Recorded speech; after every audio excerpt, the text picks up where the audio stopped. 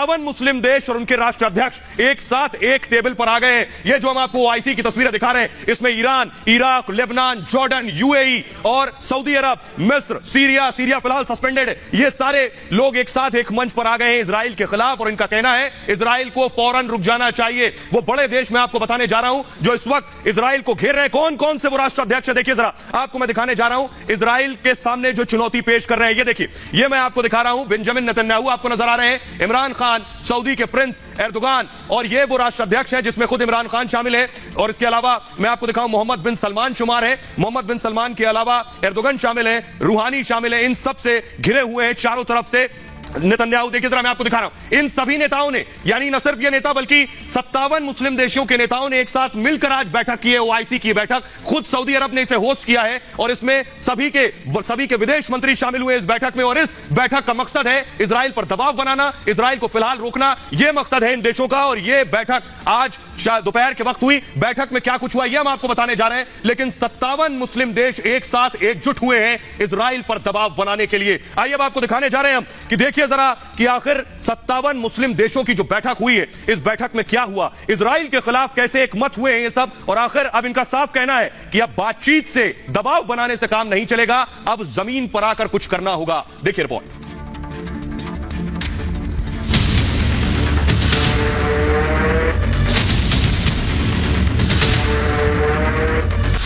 57 मुस्लिम देशों की मोर्चाबंदी, इजराइल की घेराबंदी का प्लान। इजराइल को रोक पाएंगे मुस्लिम देश। फिलिस्तीन के खिलाफ इजराइल के आक्रामक तेवर के बाद मुस्लिम देशों के संगठन ने आज इमरजेंसी बैठक बुलाई। 57 मुस्लिम देशों के विदेश मंत्री इस बैठक में शामिल हुए। बैठक में यरूशलेम में अल-अक्सा मस्जिद में हुई हिंसा और फिलिस्तीन में इजराइल आक्रामकता को लेकर चर्चा हुई। सऊदी अरब और तुर्की जैसे देशों के बयान बेहद तल्ख रहे। सऊदी अरब ने दुनिया के देशों से अपील की कि वो जल्द इजराइल की कार्रवाई पर रोक लगाए। वहीं तुर्की ने बैठक में इजराइल का समर्थन करने वालों पर जमकर निशाना साधा। तुर्की के राष्ट्रपति ने पहले भी रूस के राष्ट्रपति पुतिन से इजराइल के खिलाफ कार्रवाई की मांग की थी। साफ तौर पर इस बैठक में इजराइल को घेरने का प्लान बनाया गया, इजराइल पर दबाव डालने की कोशिश हुई। दरअसल 57 मुस्लिम देशों के संगठन ऑर्गेनाइजेशन ऑफ इस्लामिक कोऑपरेशन यानी ओआईसी इजराइल को घेरने के लिए कसमसा रहा था। इजराइल के खिलाफ मुस्लिम देशों ने अंतर्राष्ट्रीय समर्थन जुटाने की कोशिश भी तेज कर दी है। इसके लिए तुर्की और सऊदी अरब जैसे मुल्कों ने तमाम मुस्लिम देशों से एकजुटता की अपील भी की है। इस बैठक में पाकिस्तान, अफगानिस्तान, बांग्लादेश, सऊदी अरब, मिस्र, इंडोनेशिया, ईरान, इराक, तुर्की, मलेशिया और यूएई जैसे देश शामिल रहे। लेकिन बड़ा सवाल यह है कि इन बैठकों से इजराइल हमास में जारी जंग पर कोई असर पड़ेगा।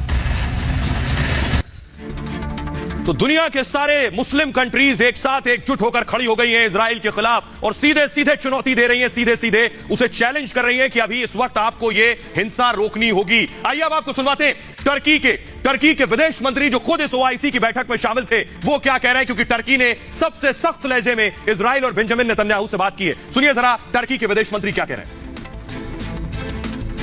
There are a few who have lost their moral compass and voice support for Israel. It is not surprising that these figures are also known for their racist and anti-Islamic policies. History will certainly judge them. So we should be clear in our stance and be on the right side of the history.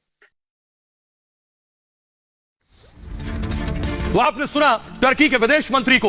न सिर्फ ये मुस्लिम देश जो 57 मुस्लिम देश है, बल्कि दुनिया में प्रोटेस्ट हो रहा है, विरोध हो रहा है, दुनिया में लोग सड़कों पर उतर रहे हैं। सबसे पहले आपको जॉर्डन की तस्वीरें मैं दिखाने जा रहा हूं। जॉर्डन में देखिए हजारों की संख्या में लोग उतरे हैं सड़क पर। ये देखिए हजारों की संख्या में लोग हाथों में झंडे लिए, अगर एम्बियंस में सुना पाऊं, देखिए लोग नारे लगा रहे हैं फिलिस्तीन के हक में, लोग सड़कों पर उतरे हैं। मुस्लिम मुल्क जॉर्डन जो खासतौर पर आपको बताएं इजराइल से लगा हुआ देश है, जो मैंने शुरू में आपको मैप के जरिए बताया कि इजराइल से लगे हुए जो अरब मुल्क है उसमें प्रोटेस्ट शुरू हो गया। एम्बियंस अगर मैं सुनवाऊं, ये देखिए लोग नारेबाजी कर रहे हैं, लोगों का प्रदर्शन तेज, अगर जोर से मैं सुनवा पाऊं।